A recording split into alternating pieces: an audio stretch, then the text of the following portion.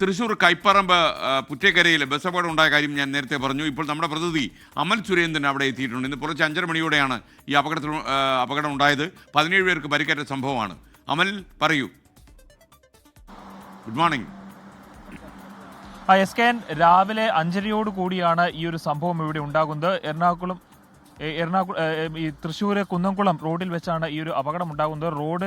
ഈ ഒരു റോഡിൽ വരുന്ന പുറ്റേക്കര ഭാഗത്തേക്ക് വരുന്ന ഈ ഒരു ജീസസ് എന്ന സ്വകാര്യ ബസ്സാണ് ഇത്തരത്തിൽ ഒരു അപകടത്തിൽപ്പെട്ടത്. ഈ അപകടത്തിന്റെ ഭാഗമായിട്ട് 17 പേർക്ക് പരിക്കേറ്റു. അതിലൊരാളുടെ നില ഗുരുതരമാണ്. ഏതായാലും ഇപ്പോൾ ഈ ഒരു സ്ഥലത്ത് നിന്ന് ഈ ബസ്സിനെ മാറ്റിയിട്ടുണ്ട്. പക്ഷേ ഈ ബസ്സിന്റെ ഭാഗമായിട്ട് ഈ അപകടം സംഭവിച്ച കാറും ഇവിടെ കിടക്കുകയാണ്. ഈ പ്രദേശത്തെല്ലാം ചോര തളം കെട്ടി കിടക്കുന്നുണ്ട്. ഏതെങ്കിലും ഈ ബസ്സിന്റെ ഒരു ഓവർ സ്പീഡാണ് ഇത്തരത്തിലുള്ള ഒരു അപകടം ഉണ്ടാകാനുള്ള കാരണമെന്നാണ് ഇവിടുത്തെ പ്രദേശവാസികൾ അടക്കം പറയുന്നത്. നമുക്കറിയാം, ഇതൊരു ചെറിയൊരു സ്ലോപ്പ് പോലെയുള്ള ഒരു ഭാഗമാണ്. ഇവിടുന്ന് ബസ് ഓവർ സ്പീഡിൽ വരികയും ബ്രേക്ക് അപ്ലൈ ചെയ്തിട്ട് കിട്ടാതെ വരികയും തുടർന്ന് ഈ ഒരു മരത്തിൽ ഇടിച്ച് ബസ് ടേൺ ആയി തൊട്ടടുത്തുണ്ടായിരുന്ന കാറിന് ഇടിക്കുന്ന ഒരു സാഹചര്യമാണ് ഉണ്ടായത്. ഇതിനെ തുടർന്നാണ് ഈ ഒരു അപകടം ഉണ്ടായത്. ഏതായാലും അപകടം ഉണ്ടാകുമ്പോൾ തന്നെ ഇവിടുത്തെ പ്രദേശവാസികളെല്ലാം ഇവിടേക്ക് എത്തുകയും ബസ്സിൽ ഉണ്ടായിരുന്നവരെയെല്ലാം അപ്പോൾ തന്നെ ഇവിടെ നിന്ന് മാറ്റി തൊട്ടടുത്തുള്ള സ്വകാര്യ ആശുപത്രിയിലേക്ക് കൊണ്ടുപോകുന്ന സാഹചര്യവും ഉണ്ടായിട്ടുണ്ട്.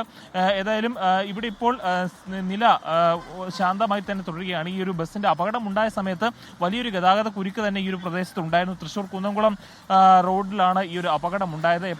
ഇപ്പോഴേതായാലും ഗതാഗത പ്രശ്നങ്ങളൊന്നുമില്ല. പരിക്കേറ്റവരിൽ ഒരാളുടെ നില മാത്രമാണ് ഗുരുതരം. ബാക്കിയുള്ളവരുടെ ആരോഗ്യ നിലയിൽ വലിയ ആശങ്കകളില്ല. എസ് കെ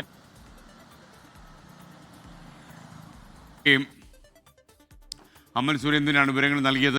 ലോകത്തെവിടെയായാലും ഏത് സമയത്തും 24 വാർത്തകളും ഓഗ്മെന്റഡ് റിയാലിറ്റി പാക്കേജുകളും എക്സ്പ്ലെയിനറുകളും വിശദമായി കാണാൻ ഞങ്ങളുടെ യൂട്യൂബ് ചാനൽ നിങ്ങൾക്ക് സബ്സ്ക്രൈബ് ചെയ്യാം.